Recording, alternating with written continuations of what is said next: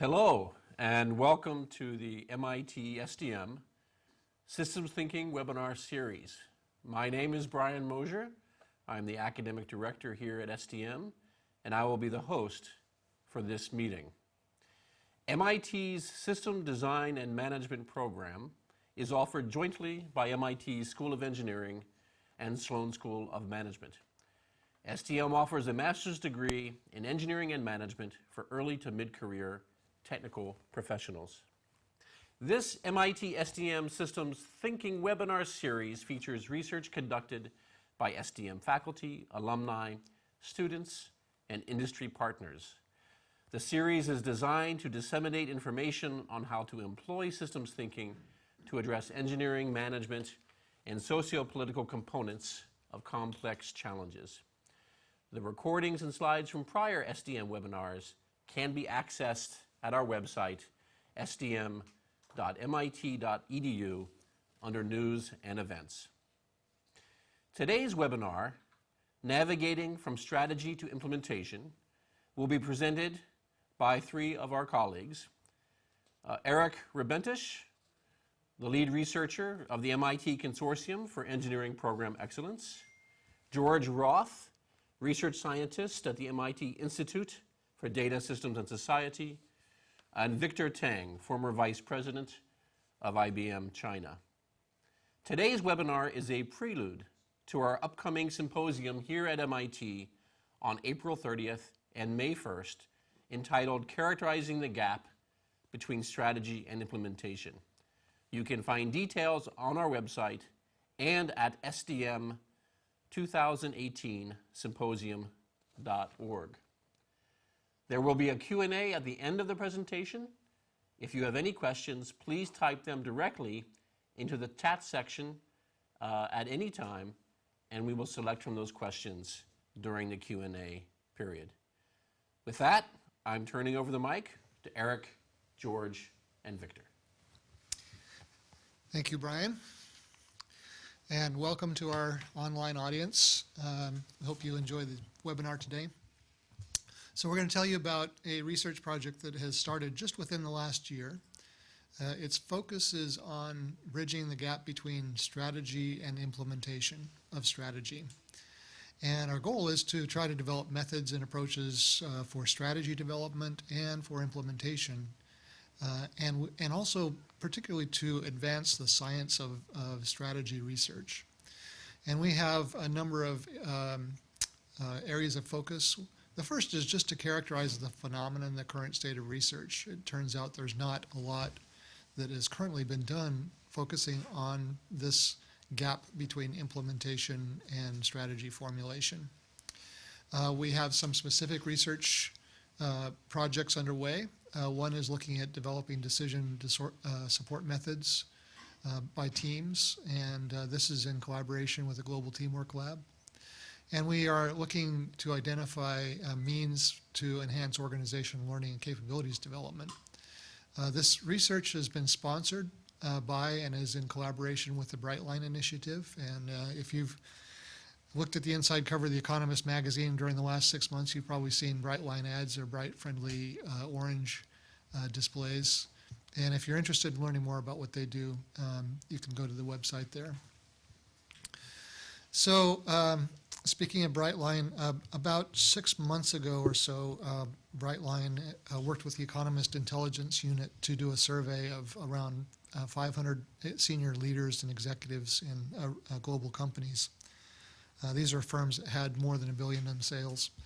And the focus was specifically to try to understand their experience with strategy to implementation.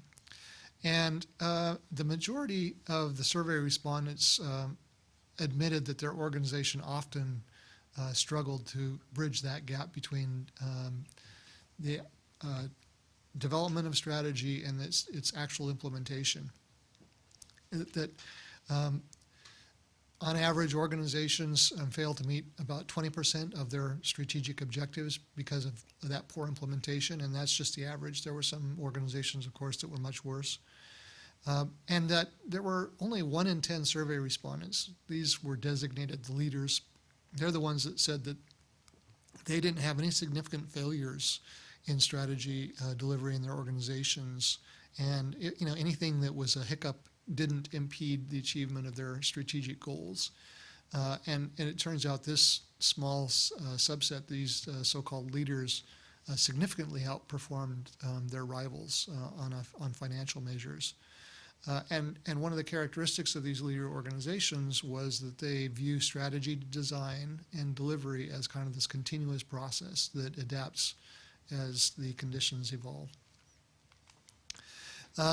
Rather than go through a discussion of the state of the literature, I want to just dive into an example to illustrate going from strategy formulation to strategy implementation. This is an example case study that a colleague and I did about 4 years ago. Joseph Oman is now a professor at Danish Technical University, but this covered the engineering division execution of the BMW Group strategy during the period from 2006 to 2012. And we interviewed a couple of dozen executives and managers and identified a number of documents. They provided a number of documents in the service of creating this case study. So back in 2007, the BMW Group announced their strategy number one. And number one stood for new opportunities and new efficiency. So this was back when BMW was making a significant shift into sustainability, increased efficiency, but also a more focus on value and more focus on the customer. Already a very noted engineering organization, very highly regarded brand. So it wasn't for lack of success, but one of the concerns that BMW had at the time was that it was relatively small, and a lot of premium brand car companies were being acquired globally. And so they wanted to preserve their independence and their ability to shape the company's future. So they saw internal growth or organic growth as the way to do that. So one of the targets that they set was to sell 2 million units each year by 2020.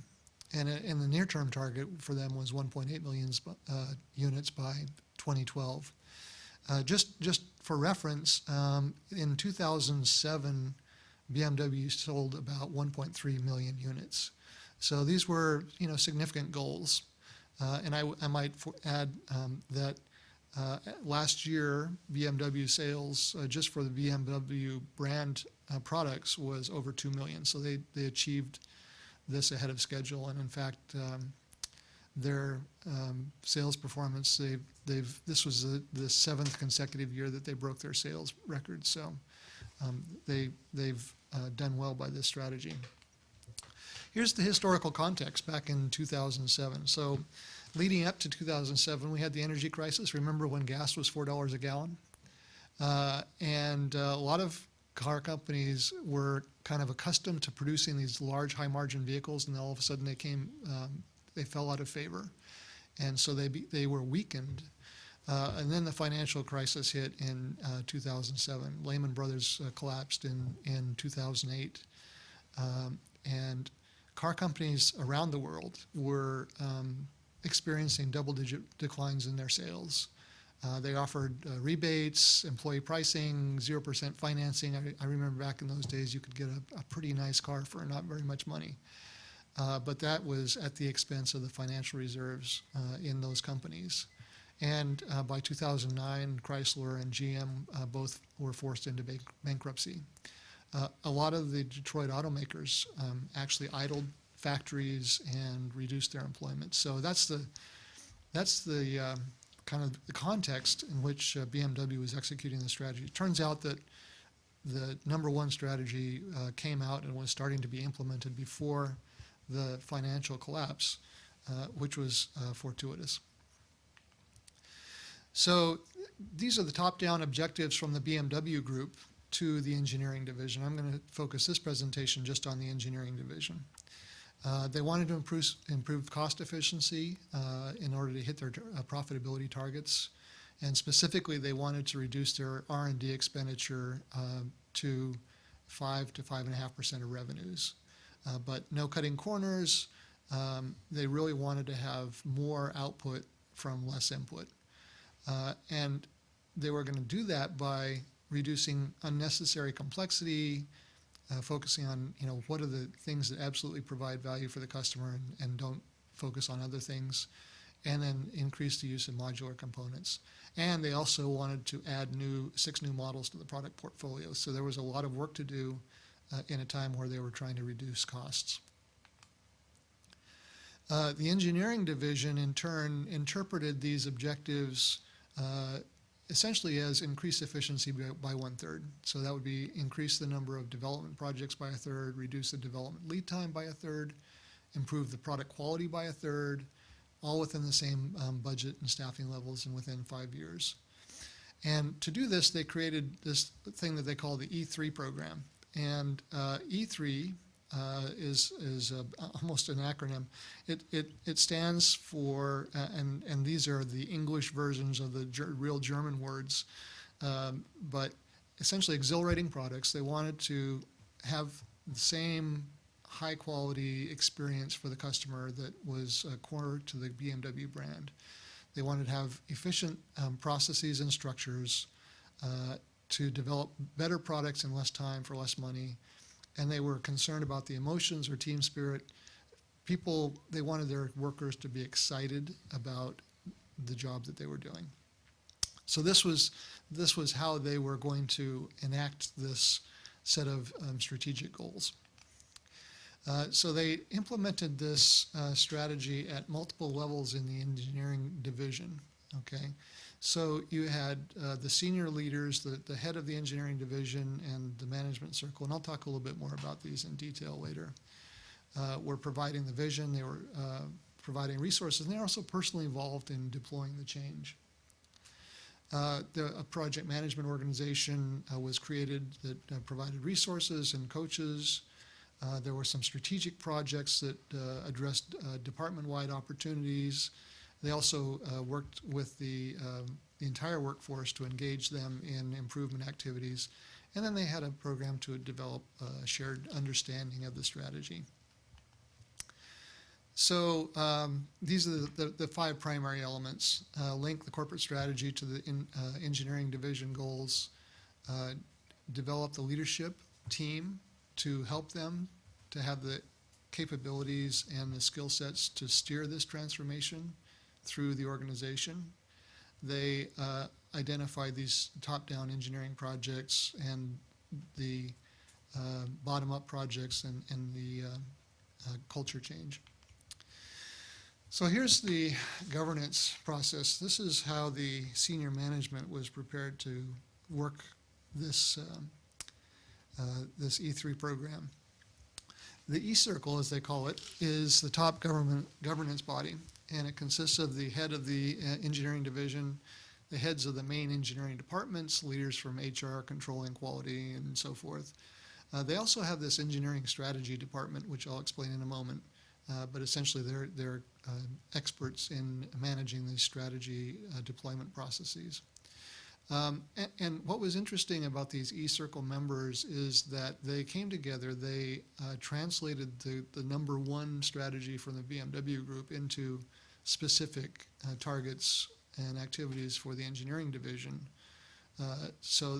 But they also played personally a critical role in managing these projects. In some cases, they were designated executive leaders for the change projects. They communicated the strategy to other members of the organization. They trained other managers.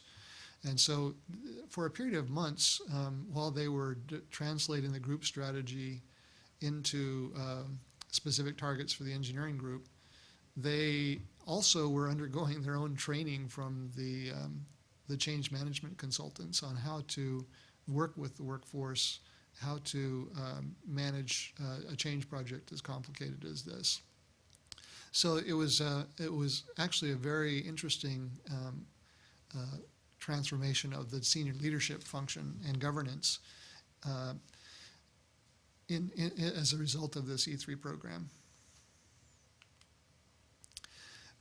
In addition to the E-Circle, there was this E3 steering circle, and so you have members of the E-Circle, so the senior leaders, but you also have this network of leaders across the engineering division that would include maybe next level down leaders, but also importantly the strategy departments of each of those departments. So if you have, say, mechanical engineering or electrical engineering, it would have, that department would have its own strategy and development group.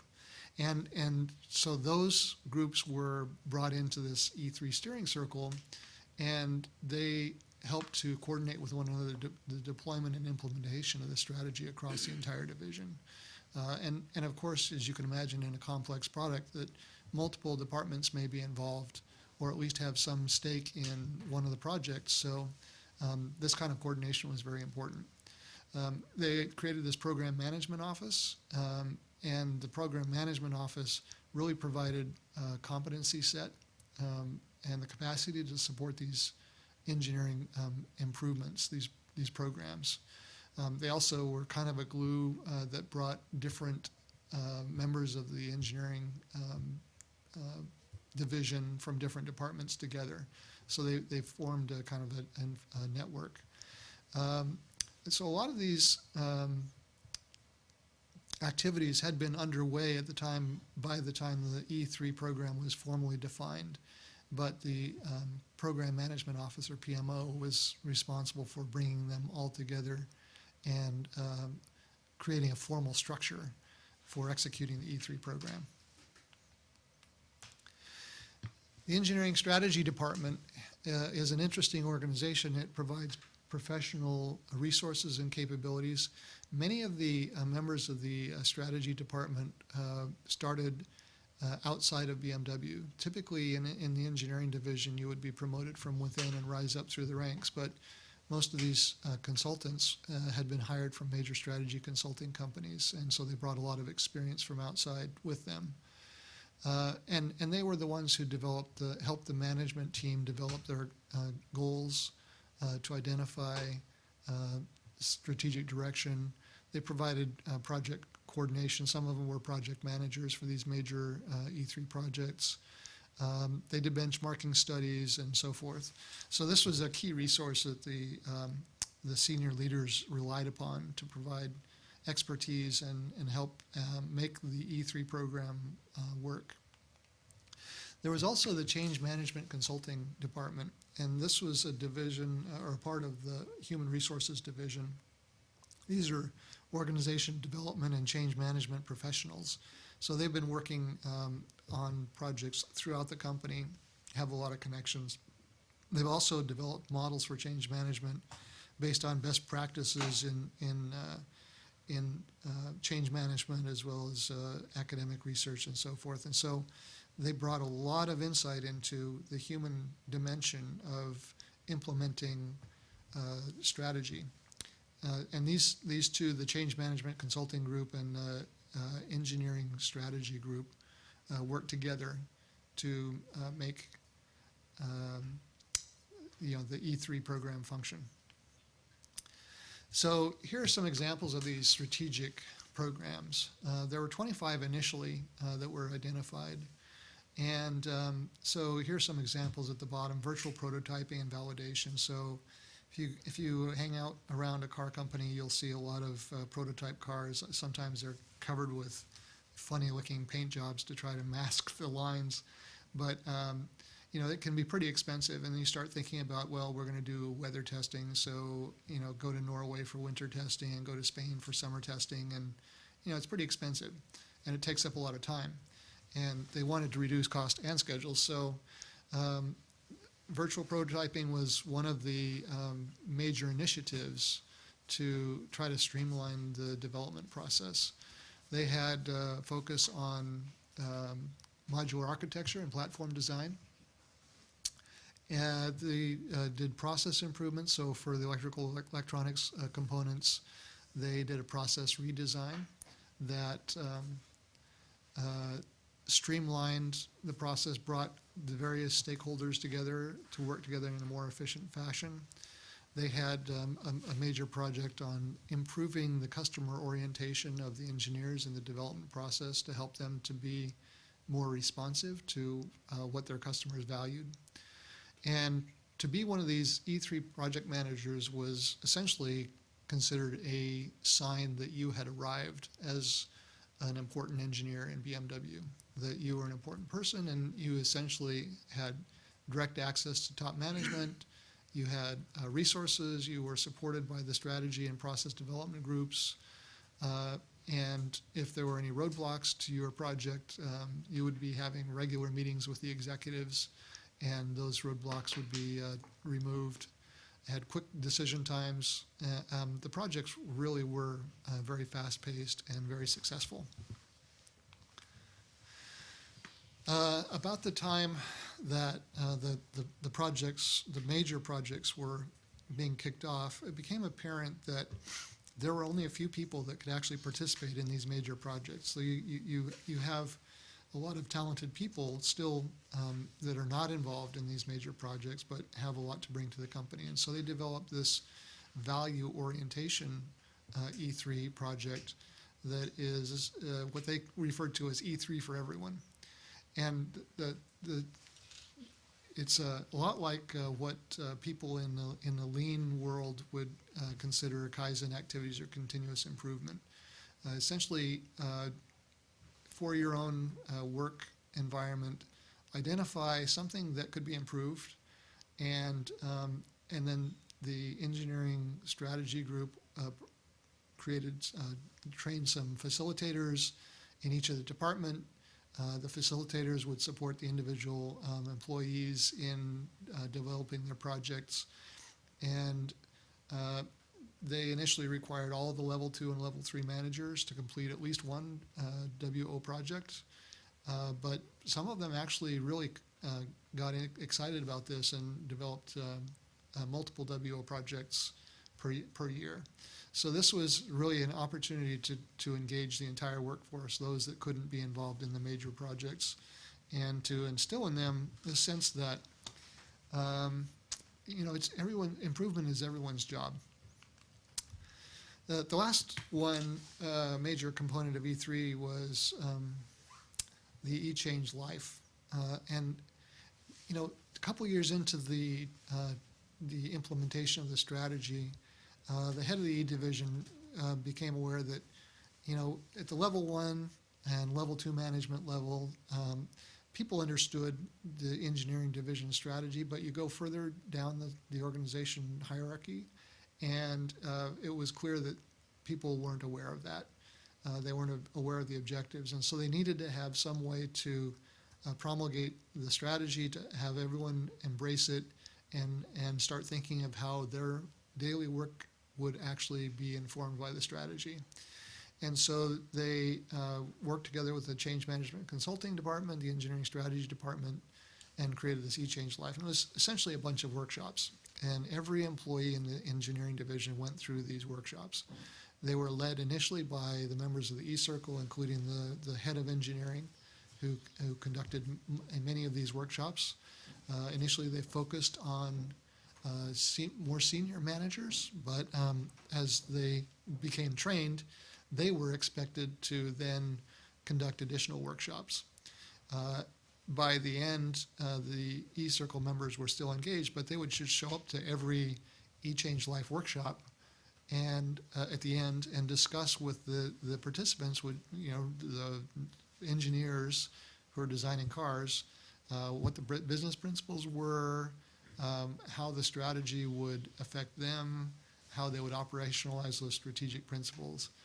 And so by the end of this, they had sent all 8,000 members of the engineering division through this E-Change Life workshop. In terms of outcomes, Initially, the graph here shows the relative impact or cost savings per year from either the top-down projects or the bottom-up projects, and not surprisingly, the initial top-down projects had the biggest cost impact. But what's interesting is that over time, the bottom-up WO projects kind of equaled the top-down projects in terms of the cost impact. So, this is kind of indicative of the kind of momentum that you develop in an organization over a period of years to get improvements in place and develop capabilities. So over the outcomes, total revenue growth, 40%, 21% more vehicles delivered, expanded their model range by 30%. Engineering workload increased by 35%. I think that you would probably interpret that not that engineers were spending, a third more time at the office, but that the overall throughput of work through the engineering division increased by 35%. Lead time decreased by 14%. So, this pretty significant improvements, and in terms of their top level objectives, they certainly met those. It's interesting to note that, as they were underway in implementing the strategy, the global downturn hit. And so they were really well positioned with their cost focus and improvement orientation to ride that out. So when the other companies were shedding employees or going into bankruptcy, BMW was managed to, just remain profitable, didn't cut its workforce, and then when it came to the other side of the downturn, it was in a very strong position. So here are the key insights that I'd suggest you take away from this. A deliberate process for cascading these objectives throughout the organization that include formal processes as well as understanding and culture. Direct engagement of the leader across multiple levels in the organization to communicate and reinforce the strategy. You had this professional cadre of experts that facilitated the implementation, played a key role in helping to make this happen. And strategic action was really defined on multiple levels and with multiple approaches. It wasn't just one single, approach or system, but many different ways to get to all the different people. And they really developed networks throughout the organization to help span boundaries to build relationships across the division. I guess one thing that isn't here that I would want to emphasize is I wouldn't want you to take away the message that you should do what BMW did and which I've described to you. This is an example. It has some good ideas, but really the intent of our research program is to understand deeper principles of moving from strategy to implementation. So here's the map of the territory that we're starting to build. There's strategy formulation, there's strategy implementation. We understand there's a gap. The evidence suggests that there can be a significant gap between them. But what we learned from the BMW example is that it's more than just jumping that gap, getting through that misty cloud, that in fact you have a cycle that happens that unfolds over a period of time. So we saw examples of initiatives that were started. A year later, a new initiative was started in response to the feedback from the prior initiative to correct some of the deficiencies or weaknesses or exploit new opportunities. So we have to really think of this in terms of a cycle. We saw the importance of these boundary spanners, these professionals that provided a capability to span that gap. We also saw that multiple operating units were involved in a network, and that this played out over time, that you would have these connections developing. We saw the importance of the leader roles and their engagement and how the roles were defined and what kind of skills they had. We also saw that the goals and objectives were really linked throughout the organization. Processes and structures for implementation were put in place. You think of the strategy group, or you think about the specific E3 steering circle. There were a number of different ways that people were guided towards implementation.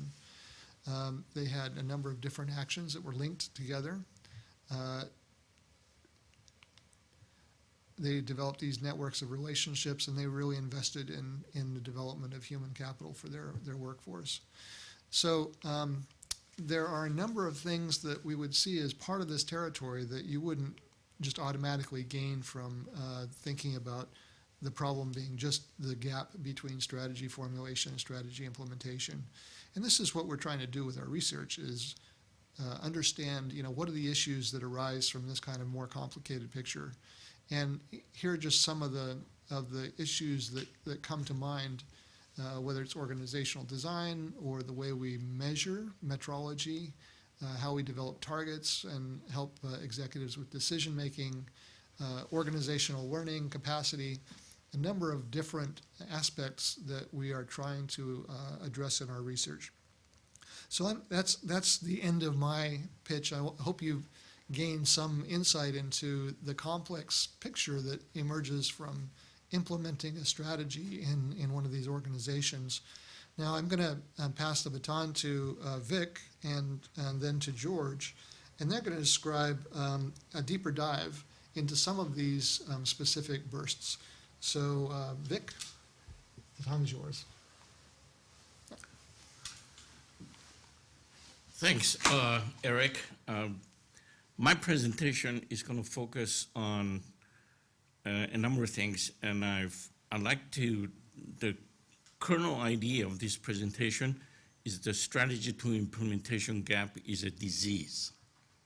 And what I'd like to address is really what are the sources of this disease and what are the factors that drive this disease. I would like for you to listen to this presentation both as executives in business and enterprises, and secondly, as social scientists examining this disease. This is very, very typical. You have a patient here who's in her terminal conditions, and what is foremost in her mind is, what the disease have I got? What is the cure? Instead, what we have is a physician delivering a lecture on what is perfect health. 95% of the population is not healthy. 33% of these have 5 ailments.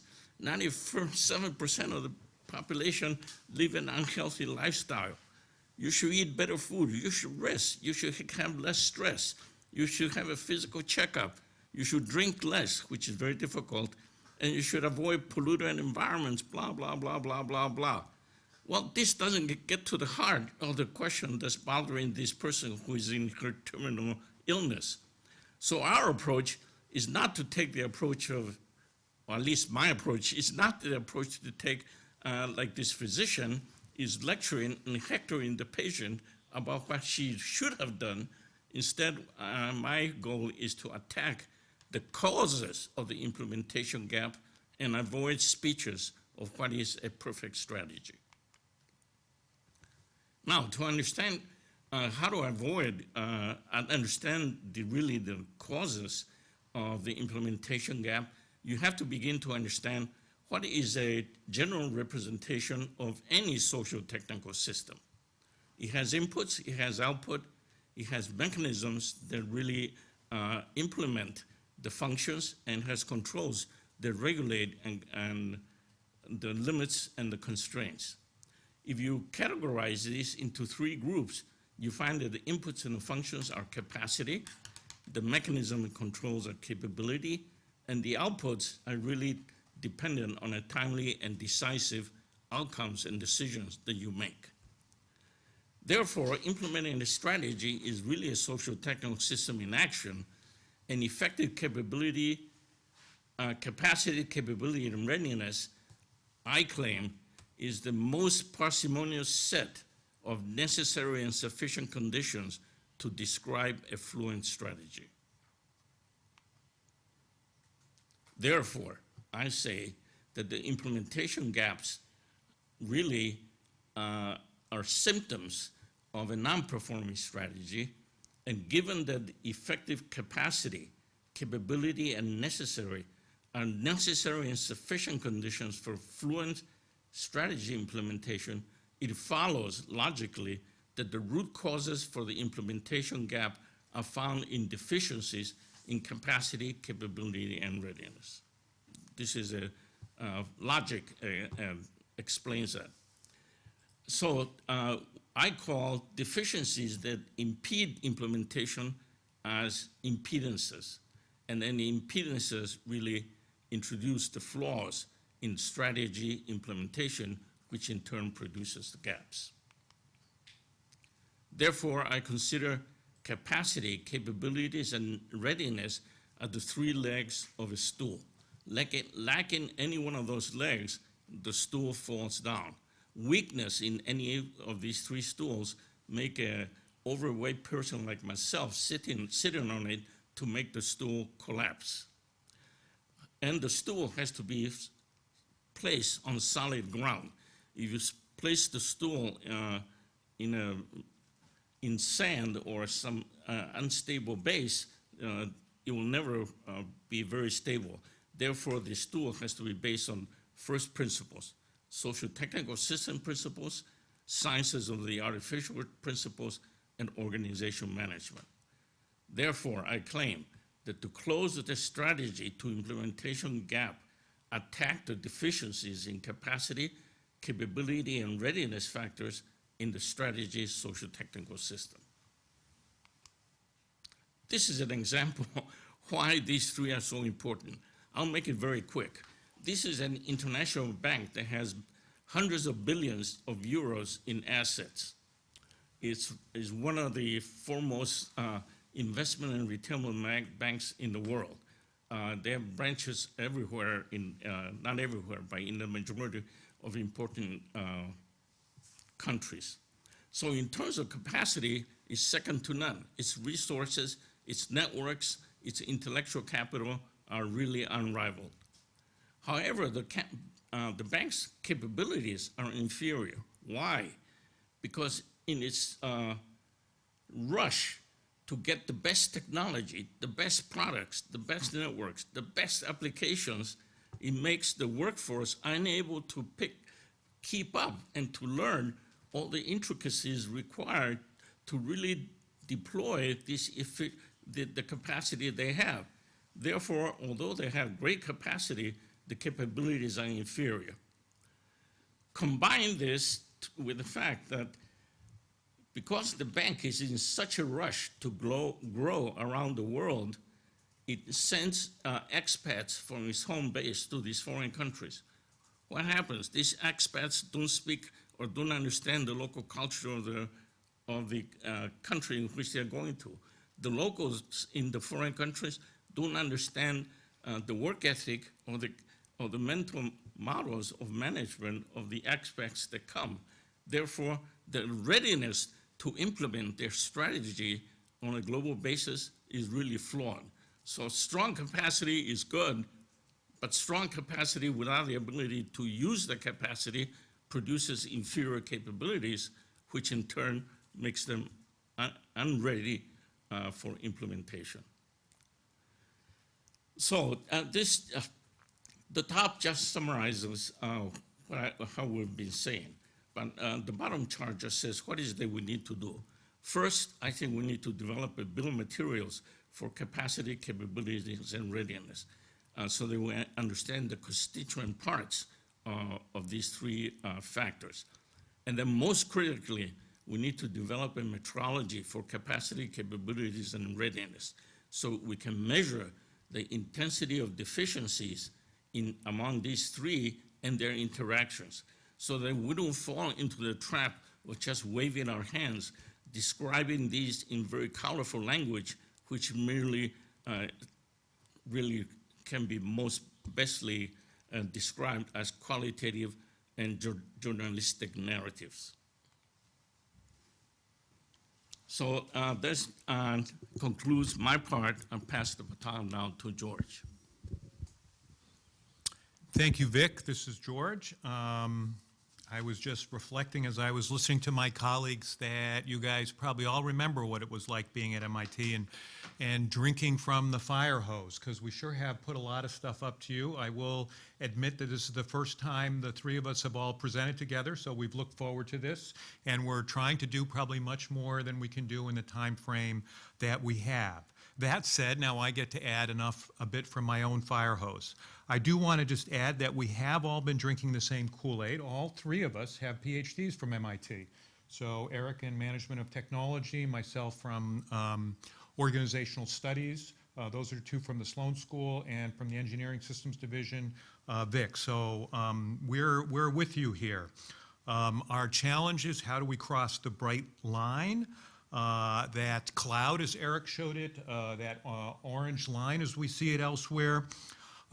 We started with a really interesting and important case that Eric presented at BMW. There's much more to it. I think one of the challenges that we find is people don't spend a lot of time in what seems to be one of the most important issues, and how do you really go from strategy to effective operations, and that is the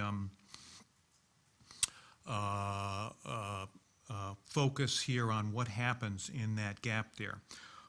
We had originally planned to do polling on this webinar, but we weren't able to do it. So we were interested in getting some of your thoughts too, and we'll kind of ask for that as well.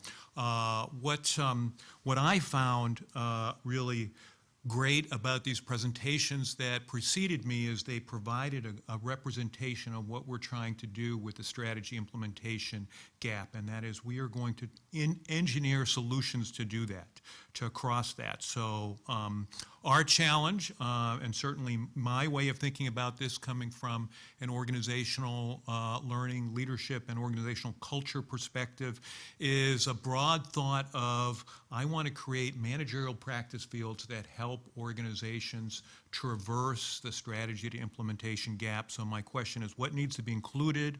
What are the tools and methods? What are the cases and processes that we would use, and how would we teach that? That said, I'm going back now into some work that I've done in the past with some colleagues that specifically looked at strategy and execution. This was done as a research project for strategy and business. And we basically set ourselves out with a research approach to understand why some companies were much more capable than others. That means basically that they had developed capabilities, were industry leaders, and effectively able to progress in that way. It led to a book that's called Strategy That Works. I was involved in helping design some of the research and processes for that, working with colleagues there. And our most important question is, why do some companies, why are they able to close that gap? And so I'm not going to go through the findings that were there. They had to do with a series of unconventional acts, because that's all easily available in the book or articles that are with that. But what I wanted to do was just step back a little bit and talk about one of the three research projects that I'm involved with, and I think there's probably about a half dozen to a dozen projects, also if we include Brian's work in this as well. And the notion there was, as we defined how we were going to look at these organizations, we thought, how are we going to then go out to them, get information, so we can understand what they've done. And so part of our approach there was creating what we called boundary objects that would help us understand their culture and have them explain that to us. So we developed timelines. I'm using an example from Danaher, which was one of the organizations that we featured in Strategy That Works. And by the way, being in the SDM offices today, I saw that Danaher is now a sponsor of the SDM program, or it shows up on the chart there. So I'm pleased that I'm also highlighting a sponsor of the SDM program. So the timeline let us go out and interview managers and have them tell us about when they were involved, what they were involved, and how they were involved with strategy. And you see there that we look at executive business events and performance and try to connect those, but have people tell that to us. And we did another boundary object or artifact, and that was one around capability systems. So this does not appear in the book because we use this as a way to engage people in thinking about the capabilities that were there. So the analysis we did of these organizations had us focus on their capabilities and start to define them. Now, an outcome of that was the 5 unconventional facts, but I'm stepping back saying what we really need to do in our ability to navigate the strategy to implementation territory is to focus here on these distinctive capabilities. So what are distinctive capabilities? Well, they are a combination of process, knowledge, skills, tools, and organization that provide a focus for what organizations do. They allow the company to deliver specified outcomes at a particular period in time, and over time. They prove themselves to be hard to recreate, in part because of their complexity, in part because of their capital-intensive nature, purposeful design, being brought to scale, and a basis for achieving and sustaining results. This is not often what companies focus on. They tend to focus on other things such as goals, market share, and these kinds of outcomes. But yet, if you look at what a capability does, it actually is the mechanism by which companies do that. So one of the ways to navigate the strategy to implementation territory is to provide greater clarity by what we mean by these distinctive capabilities. So the examples with Danaher, to give you an illustration of that, is they are very good at acquisition and integration. It goes back to Danaher's roots for acquiring and integrating underperforming companies. In order to do that, they need to run that, so they have a leadership development capability, which is really amazing that they have been doing for over 20 years. Perhaps most of you are familiar with their what I would call their parallel learning system, the Danaher Business System, the ability to continuously, relentlessly improve and drive operational performance at all levels of the organization. And then the fifth capability that we had for what they did that is part of a distinctive capability is this idea of their scientific and technical innovation ability. So what we find is that they integrate these into a system. This is the identity profile that does appear in strategy that works. This is how they deliver that value proposition, and this is the focus that we're taking in one of these research projects, which is to do a better job of explaining exactly what distinctive capabilities are, their elements, and then how organizations might focus on them. In essence, I'm not going to explain this chart, so we have some time for Q&A. It is one of the things we would do in our managerial practice fields is we would develop distinctive capabilities with organizations to help them manage that, that gap. So just for a quick definition, a distinctive capability is a differentiating and distinguishing capability that is consistently, reliably applied when needed to deliver desired outcomes by organizing interdependence units and their people that recognize the relationship with one another, have access to physical assets and available resources, draw upon and develop their skills and knowledge that are deployed through proven processes and established routines that are unconstrained by organizational hierarchy structures or departments. And so part of what we are looking at is a claim that I think you'll all be familiar with. The analogy that I have is how we went from organizations to value streams to find important improvements, how we go from operations to cross-functional teams. In the same way, we want to go from strategic planning to a focus on distinctive capabilities to develop organizations' ability to cross that gap. So we did not have the opportunity to do polling, but I am very interested in feedback that I may get from you as to whether you know, use, and care about distinctive capabilities in your organization. We can't do that now, but what we can do is turn to your questions and answers before we have a quick wrap-up. So, Brian. Terrific. George and Vic and Eric, thanks.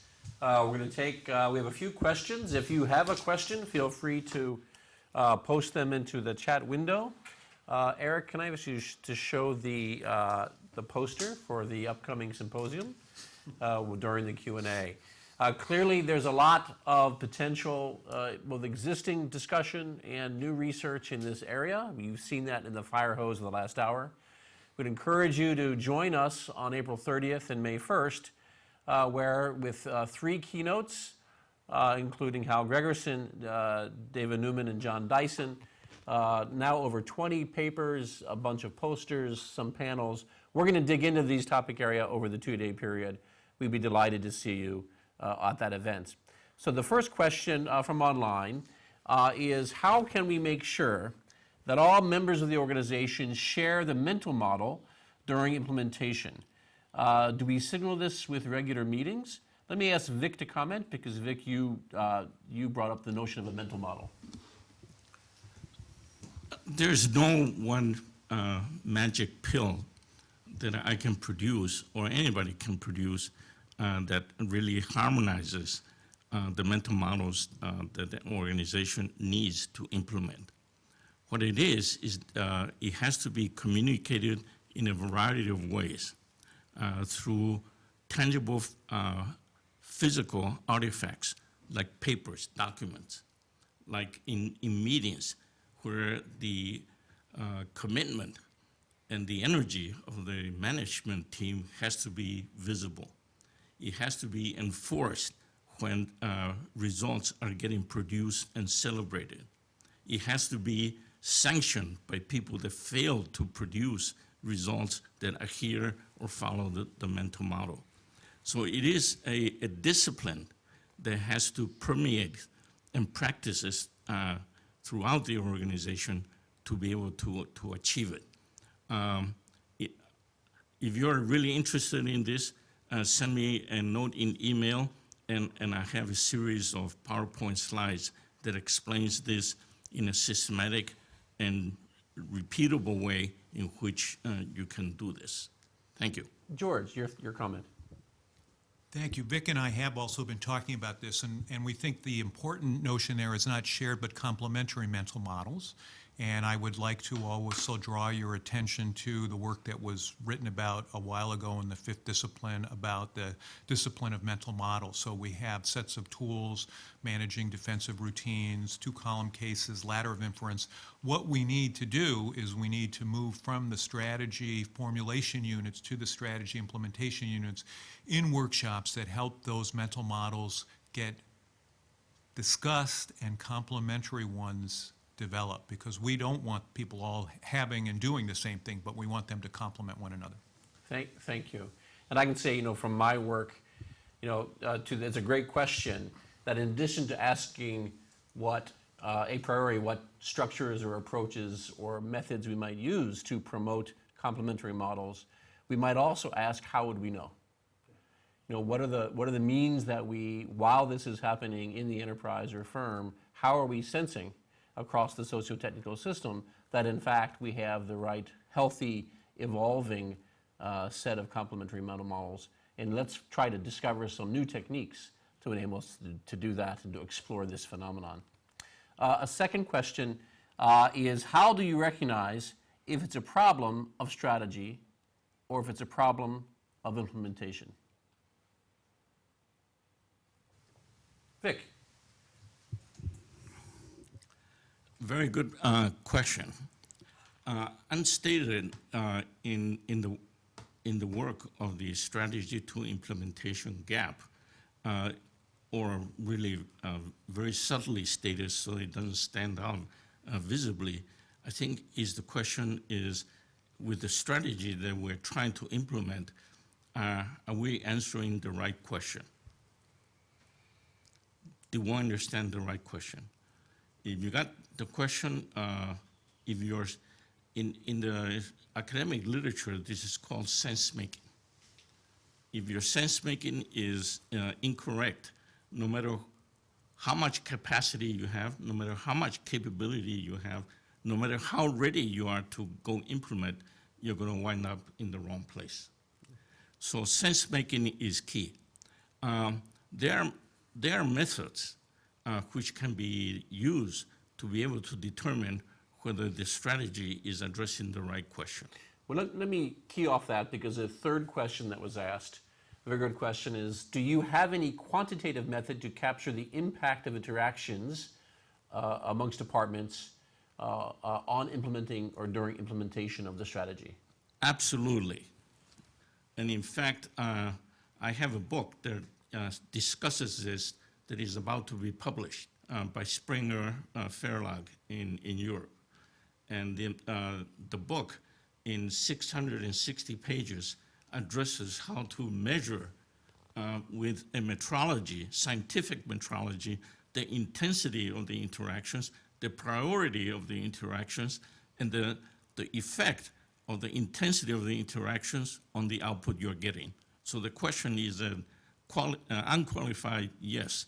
Come see me and I'll talk to you about it. What's the title? What's the title of your book? The title of the book is Executive Decision Synthesis, a sociotechnical system paradigm. Bonus points for sociotechnical in the title. Now listen, we're gonna wrap up here. I apologize, I don't mean to interrupt. But I would say that in addition to the books and other contacts, we want to encourage you to attend the event on April 30th and May 1st here at MIT. You can see the links on the page now. That's SDM2018symposium.org. And that event too will be live streamed. So we're going to wrap up here with a few closing comments from Eric. Thanks, Brian. So this research has been underway for less than a year. We are really trying to get a good sense of what the most important questions are to ask, which relates to one of the questions that you posed to us. And so we would invite your feedback on the presentation that you heard today. We'd also welcome your participation. We'd love to have you send your questions to us directly, and our contact information is on the title slide. And if you are a student here at MIT, come by our office and talk to us about how you might be interested in participating in this research. So I think the future is bright. We're looking forward to really sinking our teeth into this topic, because there's a lot here to cover. Great. Well, listen, on behalf of MIT SDM, I want to thank our speakers today. The next MIT SDM webinar will be held on Tuesday, April 27th. We have SD alumnus Sarabdutta and Todd Beardsley from Rapid 7, and they'll be speaking on balancing usability and cybersecurity in IoT devices. You will be sent a separate invitation for that event, in addition to the follow-up to today's event, including an invitation to the SDM 2018 Symposium. Thank you for joining us today.